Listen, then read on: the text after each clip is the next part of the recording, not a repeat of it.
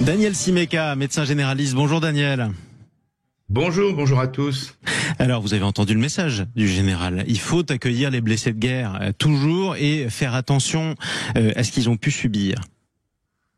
Ah oui, absolument. Ils méritent tout le respect et toute l'attention. Et je pense aussi à d'autres blessés collatéraux qui sont les familles malheureusement de nos victimes. Ouais. Il faut rajouter cela, bien sûr. Ça, c'est important. Parlons maintenant de ce pourquoi vous êtes venu ce matin, mon cher Daniel.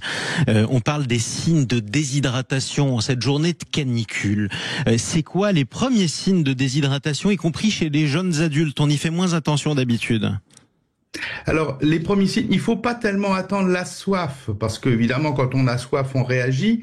Mais la déshydratation, ça peut avoir d'autres symptômes un peu plus passe-partout, comme de légers vertiges, par exemple, comme une sensation un peu qu'on appelle ébrieuse, comme si on avait bu alors qu'on n'a pas bu d'alcool, bien entendu.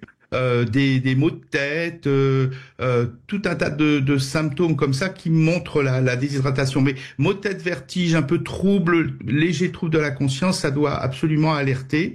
Et puis il faut penser aussi à ceux qui ne peuvent pas manifester ce genre de troubles, les seniors un petit peu qui communiquent moins bien, et bien entendu les enfants. Et bien entendu les enfants qui peuvent pleurer, mais ils ont tellement d'autres raisons de pleurer qu'on peut pas savoir pourquoi ils le font. Donc moi, si je commence à ressentir ça, par exemple, je dois faire quoi? Je dois essayer de me souvenir de la dernière fois que j'ai bu quelque chose? Oui, il faut systématiquement évidemment penser à s'hydrater. Il faut rappeler aussi que s'hydrater, ça n'est pas seulement boire, parce que quand on boit de l'eau dans un estomac vide, on va assez rapidement aux toilettes finalement.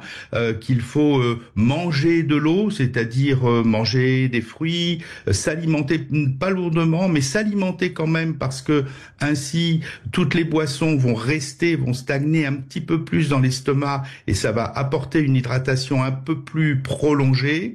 Et puis il faut penser à se rafraîchir par tous les autres moyens.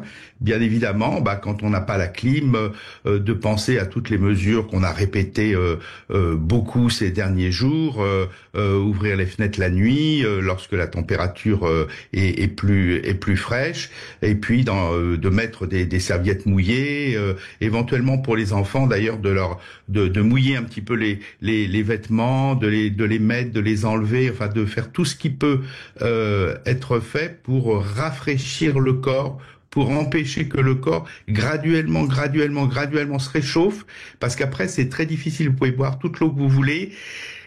L'eau, c'est bien, mais elle ne refroidit le corps que si on transpire. C'est la transpiration qui permet de refroidir le corps. Donc il faut pour ça être un petit peu plus dans les courants d'air. Or, on sait pour les enfants que les mamans ont tendance à protéger. On s'imagine toujours que les enfants vont attraper froid dans les courants d'air. Alors, évidemment, sans passer dans l'excès inverse, mais il faut pas hésiter quand même à créer ces petits courants d'air, parce que transpirer et se refroidir par la transpiration, c'est important aussi. Et c'est un bon signe. Merci, docteur. Bon, hydratez-vous, vous aussi, docteur, c'est important. Ouvrez la fenêtre, restez dans les courants d'air. On vous retrouve un prochain samedi avec bonheur, comme toujours, Daniel Simeka. Je rappelle que vous êtes médecin généraliste.